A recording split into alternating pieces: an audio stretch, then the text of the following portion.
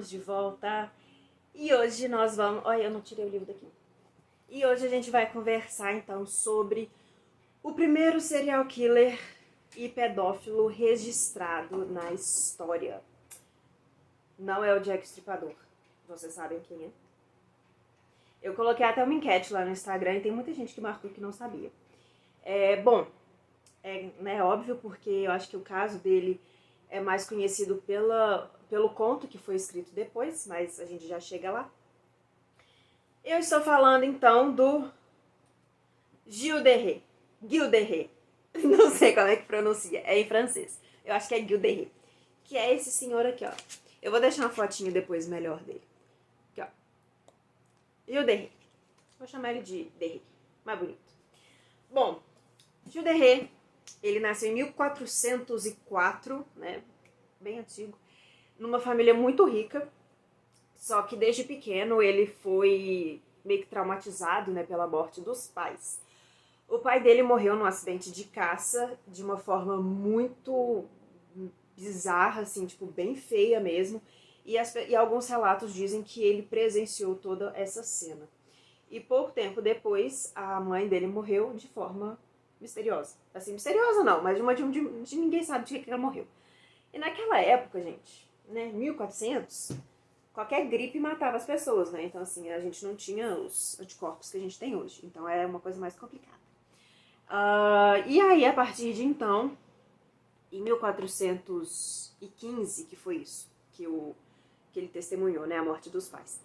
E aí, ele foi morar com o avô dele. E disse que, alguns registros falam que ele era muito violento. Né, que ele cometia alguns abusos ali, principalmente abusos psicológicos. E aí, foi mais ou menos nessa época, e que o de Ré começou a agir de forma esporádica. Não era essa a palavra que eu queria, não. Mas ele começou a ter crises de raiva, sabe? Acessos, assim, de... esse comportamento explosivo, sabe? Ele começou a, tipo, eu odeio todo mundo. Só que isso tudo foi convertido, foi desviado para o campo de batalha, né? Ele, por ele ser rico, né, ele conseguiu ter esse certo... É tipo um treinamento, assim, muito mais intenso do que os meros mortais. Então ele se tornou um guerreiro, assim, bem importante, bem bom, né? Tanto que ele teve uma participação muito importante na Guerra dos 100 Anos, mais precisamente, né, no Cerco de Orleans, ao lado de ninguém mais, ninguém menos do que Joana d'Arc. Sim, ele era o comandante da Joana d'Arc. E aí, né, com todo o sucesso, né, desse cerco e com a capacidade de batalha dele, né, ele foi condecorado, não, ele foi nomeado Marechal da França, que na época, né, eu não sei se é isso até hoje, em 1429, ele recebeu esse título e era o nível mais alto que você poderia ter ali dentro das Forças Armadas francesas. E, gente, assim, o nariz de vocês começa a escorrer quando vocês estão no ventilador? O meu escorre demais. Voltando. Em 1431, eu esqueci a data aqui rapidinho, a Joana d'Arc, né, foi enforcada, ela faleceu. Ela foi enforcada ou queimada, hein? Fiquei na dúvida agora, acho que foi enforcada, né? Ou queimada. Ela foi considerada bruxa. E agora? Não sei. Ela morreu em 1431. E aí que o reinado de terror do de Ré começa, porque algumas pessoas também afirmam que o comportamento dele, assim, caiu a partir dessa morte. Porque, assim, eles eram meio que bem companheiros mesmo, e tinha essa questão da guerra e tal. E a gente sabe que quando você tem soldados, e esses soldados, né, que são treinados a vida inteira para o combate, e eles não têm um combate, onde que eles vão, né, tirar essa energia deles, né? Existe essa questão, assim. E não foi diferente com o de Ré. Então, ele retornou, né, ele abandonou o serviço militar e ele voltou para suas propriedades, que, diga-se de passagem, era uma das mais ricas ali do território francês. E porque é uma pessoa muito rica e tem várias casas, castelos. Não é nem casa não, é castelo. E aí, ele começou, assim, uma gastação de dinheiro sem precedentes. A família dele tava puta com ele porque ele começou a gastar dinheiro com coisas... Eu não vou dizer inútil, né? Porque eu sou uma pessoa dos livros, então eu dizer que gastar dinheiro com arte é inútil não corresponde. Mas assim, ele começou a redecorar os castelos todos. Ele começou a gastar muito dinheiro com arte. Ele inclusive construiu uma capela. Ele patrocinou assim, uma peça de teatro.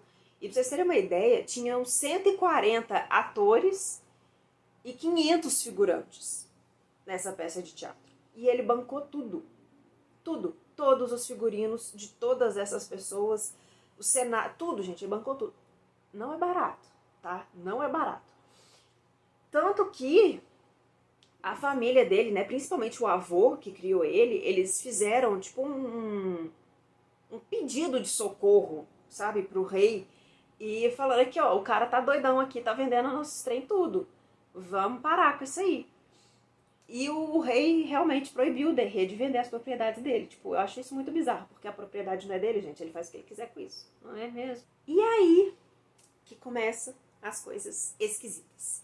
Porque lembra daquela capelazinha que eu falei que ele construiu? Pois é. Falam que existia, tem todo o corpo, né, eclesiástico ali, né, os padres e tudo mais. E tinha também um coro. E esse coro, não tem um número certo de pessoas que participaram desse coro, porém ele era composto apenas de meninos que o Derrê escolheu pessoalmente. Pois é. E assim, naquela época, né, o Derrê tava vendo, ele tinha plena consciência de que ele tava gastando o dinheiro dele mesmo, assim, ele tava indo embora. E naquela época a gente tinha também a alquimia, né? A alquimia prometia, não só, né, a pedra filosofal, mas ela prometia a transformação de alguns metais em ouro. Né? E ele falou assim, olha gente, tô precisando de uns ouro mesmo, porque tá difícil aqui a situação. E ele começou a investir nessas, né, na alquimia, nessas artes... Nos textos que eu li fala de magia negra, né? Mas a gente sabe que isso não é certo de falar. Então ele começou a investir nessas artes sombrias. Também nem sei se é assim que se fala, mas vocês entenderam, né? De novo, a gente sabe que não é assim que se obtém ouro, então o dinheiro dele só ia, a gente só tava indo embora. E aí, pra piorar, a gente tem então o começo dos rumores, né? Aqueles burburinhos, as fofoquinhas de vizinho que começaram a sair ali da propriedade, né, do território dele. Eu acho importante ressaltar aqui que naquela época, crianças de famílias pobres, né, de famílias mais simples, era meio que comum os ricos, os donos de propriedades, os aristocratas, eles, como se diz, recrutarem essas crianças. A gente conhece como sequestro, tá? Porque não havia uma conversa ali com os pais, né? As crianças eram menor de idade. E eles não chegavam aqui, me empresta sua criança aí pra trabalhar na minha casa. Não, eles simplesmente pegavam a criança e levavam. E isso era normal. Então, quando uma criança, 2, 3 crianças sumiam, a família, tipo, beleza, vida que segue. Ela deve estar lá trabalhando, tomara. E seguiam a vida, sabe? Não tinha um alarme. Não, meu filho sumiu, meu Deus, e agora? Não tinha isso.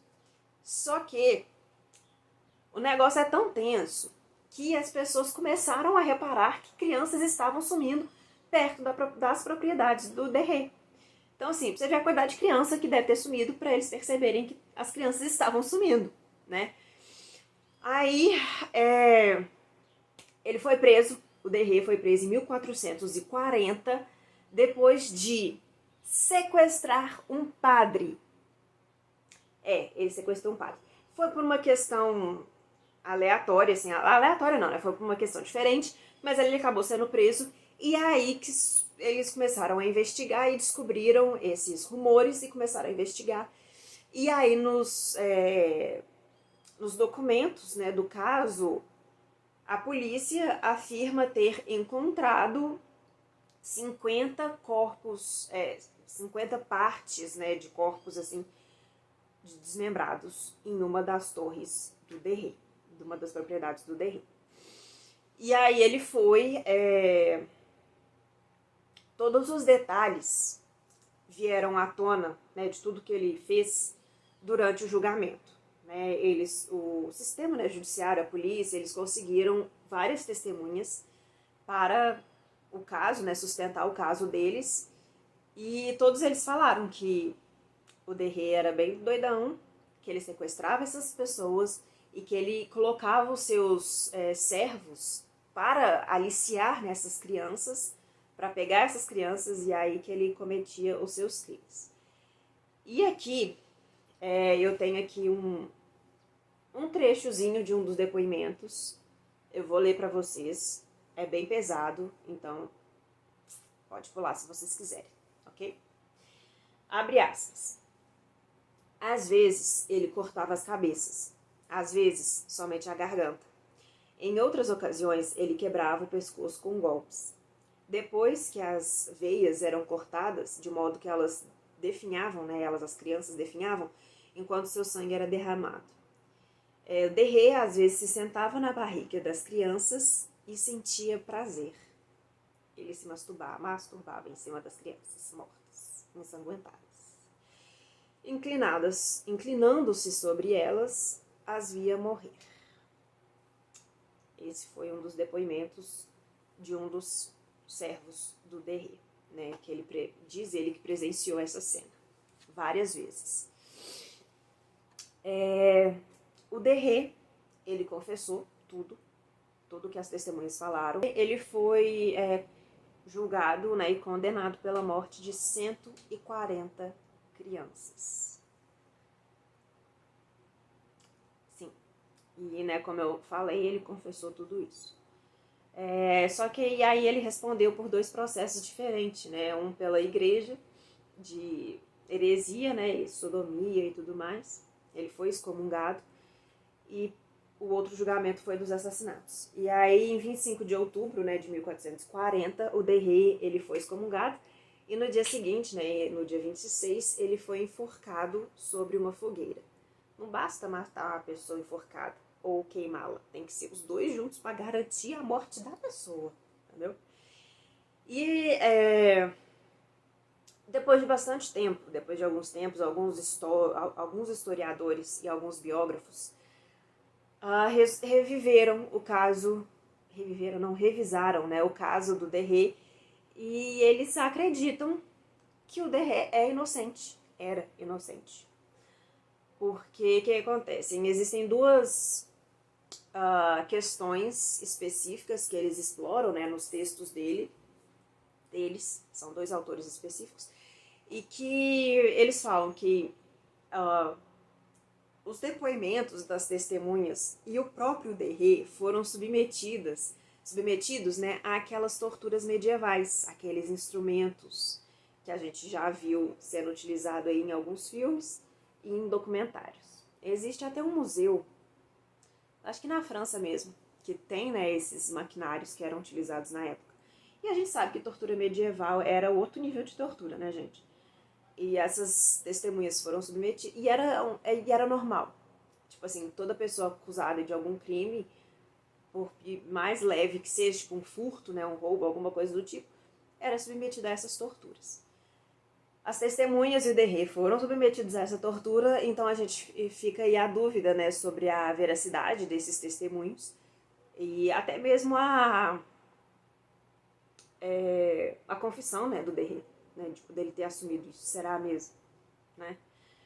E a outra questão é que eles afirmam que o Derry foi mais uma vítima da Inquisição, porque o duque da Bretanha, o Jean V, ele, junto com um bispo, que eu não sei falar o nome, eles estavam de olhos nas propriedades do Derry, porque, como eu mencionei, o Derry era muito rico e ele tinha muita propriedade.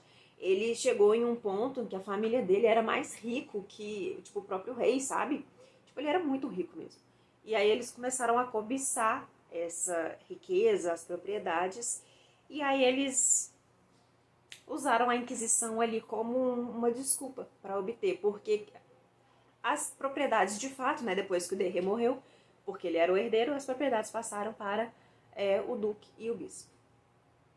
Então fica aí a dúvida, né, da história, mas a grande maioria dos historiadores e biógrafos acreditam que o Derry realmente era o culpado, ele era realmente, diante, né, de todos os fatos, os relatórios, existem pinturas, né, gravuras sobre ele, sobre a posição que ele ocupava e tudo mais. Eles acreditam que o Derry era sim culpado e que essas atrocidades foram de fato cometidas. E existe aquela questão, né, gente, por anos acreditam-se, né, que as autoridades já sabiam dessas atrocidades que o Derry cometia, mas é aquela velha história. Eram plebeus, né? Eram crianças pobres, então quem se importa? Não é mesmo? No resumo da história a gente tem aí, então, é tudo, como vocês podem ter percebido, é sempre muito cheio de rumor, né? Porque realmente é uma história muito antiga e a gente não pode afirmar nada sobre isso. Mas acredita-se que o Derry foi a inspiração para a história do Barba Azul. Quem cresceu achando que era uma história de criança não prestou atenção quando o pai e a mãe estavam lendo. E muito menos o pai e a mãe estavam prestando atenção quando estavam lendo isso para criança. Porque a história do Barba Azul é bem pesada. De uma forma bem resumida, o Barba Azul era um cara estranho, que era muito rico, tinha uma propriedade muito maravilhosa, só que ele tinha barba azul, que era uma característica que afastava, né, qualquer possibilidade ali de romance na vida dele. E aí um camponês ali que tinha as filhas, meio que numa tentativa de casar as meninas, e, né, eu já ia falar o Derry, e do Barba Azul, né, de ter uma esposa e tal, eles acabaram jantando, e aí a menininha mais nova lá falou, ele não é tão mal assim, né, é só uma impressão mesmo. E aí eles acabaram casando, e o Barba Azul foi numa viagem, e ele deu as chaves, né, do castelo dele, falou assim, você pode fazer tudo que você quiser, tudo seu, se vira aí, vida que segue. Só que essa chavezinha abre uma porta no porão que você não deve ir, nunca, em circunstância nenhuma. Proibida, não vai entrar ali. O que a menina faz? O cara fechou a porta da casa e foi lá ver o que era o porão. E aí ela descobre os corpos desmembrados de suas ex-esposas. 7, se eu não me engano. E aí, né, ele descobre, mas a gente tem sim um final feliz. Não tem muita semelhança, né, com o caso do Derry, mas, inclusive, esses biógrafos, né, historiadores que eu mencionei, eles questionam isso, falam que não tem nada a ver o Barba Azul com isso, e que foi baseado em outro personagem histórico. Bom, é isso. De qualquer forma, o Gilles Derry está na história como o primeiro serial killer e pedófilo registrado. É isso. Até o próximo.